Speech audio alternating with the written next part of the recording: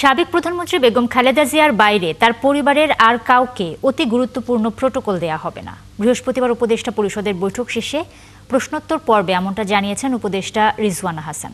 Press wing বলেছেন, বেগম জিয়াকে বিদেশে নিয়ে যেতে সব ধরনের সহযোগিতা করছে সরকার।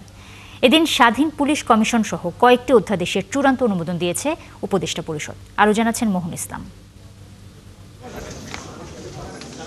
প্রধান উপদেষ্টার কার্যালয়ে ডক্টর মোহাম্মদ ইউনূসের সভাপতিত্বে উপদেষ্টা পরিষদের বৈঠক হয়। এখানে দেশের সামগ্রিক পরিস্থিতি নিয়ে আলোচনা হয়, অনুমোদন দেওয়া হয় কয়েকটি অধ্যাদেশের।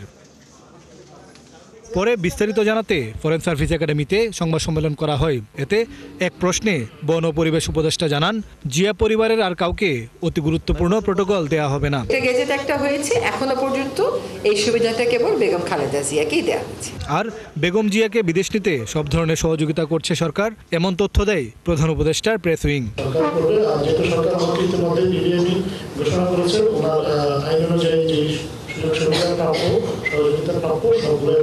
এদিকে অনুমোদন হওয়া স্বাধীন পুলিশ কমিশন নিয়েও বিস্তারিত তুলে ধরা হয় সংবাদ সম্মেলনে। 5 সদস্যের ওই কমিশনের প্রধান হবেন একজন অবসরপ্রাপ্ত বিচারপতি। এই কমিশন সরকারের সাথে মিলে কাজ করবে, পুলিশ যেন প্রভাবমুক্ত হয়ে কাজ করতে পারে সেই ব্যাপারে কি কি করণীয় এই বিষয়ে এই কমিশন সরকারকে সুপারিশ প্রদান করবে। পুলিশ যাতে মানবাধিকার সংবেদনশীল হয় সে বিষয়ে পুলিশের আধুনিকায়ন কোথায় কোথায় দরকার, কি ধরনের প্রশিক্ষণ দরকার, এগুলোও তারা চিহ্নিত। নাগরিক যে অভিযোগগুলো থাকবে পুলিশের ব্যাপারে সেইগুলোর তদন্ত নিষ্পত্তি করা। 2, পেশাগত বিষয়ে পুলিশ সদস্যদের যদি কোনো অভিযোগ থাকে সেগুলোরও নিষ্পত্তি করা। এদিন বাংলাদেশ বিল্ডিং কোড এবং বন্যপ্রাণী রক্ষা সহ কয়েকটি অধ্যাদেশের চূড়ান্ত অনুমোদন হয়েছে। আর নীতিগত অনুমোদন পেয়েছে বাণিজ্য আদালত অধ্যাদেশও।